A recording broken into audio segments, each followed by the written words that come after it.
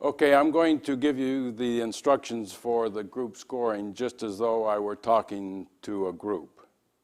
So, okay everyone, you have now earned your individual points. And it turns out that the top three people are Sam, Mary, and George. And Sam, Mary, and George, the top performers, would you please go over here in this area here? That's the top performer area, right behind there.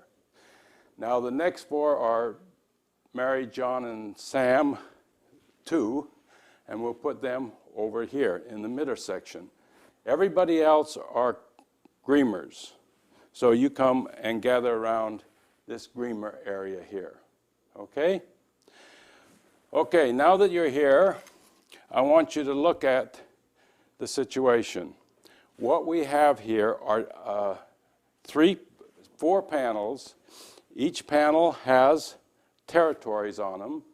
Each territory is numbered, B14, territory B14, and each one has the value of the territory. Now, when I put if I put a peg in all three holes, I can claim that territory.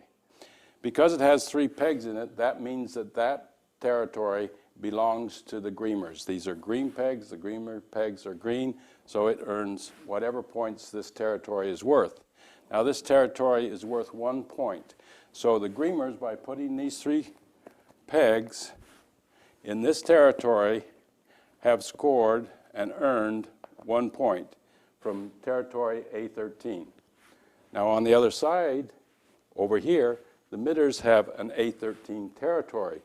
It may not be green, it may be red or blue, whatever, but the number A13 is the same on each side of the board.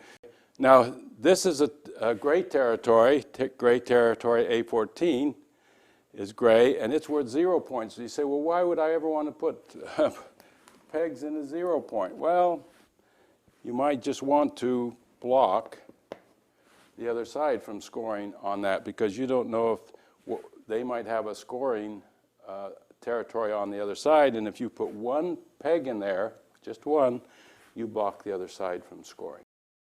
Here they're inserting their pegs. Now if I put it in a green territory, that's worth 1 point.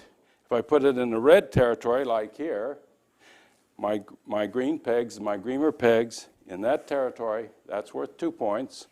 And if I put it in a territory with 5, that's worth 5 points.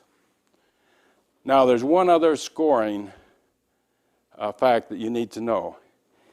If you can get 3 in a row of the same color, so if you get 3 greens in a row, those 3 territories double in value. And that's the same for the midders and the same for the Greemers. Now once we get through putting in all the pegs, there's 33 pegs. We'll put 16 in first, then 17. Once we've put in all the pegs, we'll count up the territories that we have earned and divide by the number of people that we have, and that will be your score for this group session. And we'll add that to your individual score, and we'll use that in deciding who should be promoted and who should be demoted at the beginning of the next round. Here I'm explaining that they must communicate using the small holes. But later, if they want to change the rules during the rulemaking session, they may make a rule that they can remove the covers and talk face to face. You'll notice this hole here. Now, this hole is the way you communicate with another group, if you want to communicate with them. So this is a message form that I tore out of the participant guide. And it says message to top performer, midder, Greemer. You check one of those. Message from top performer, midder, Greemer, and you check one of those. And then you pin it through and you put it through this message form. That's the way they communicate in this organization. They have restricted communication to putting messages through this little hole. Now, if you want to change that during the rulemaking session, you could. You could change the rule and say, we want to be able to talk face to face.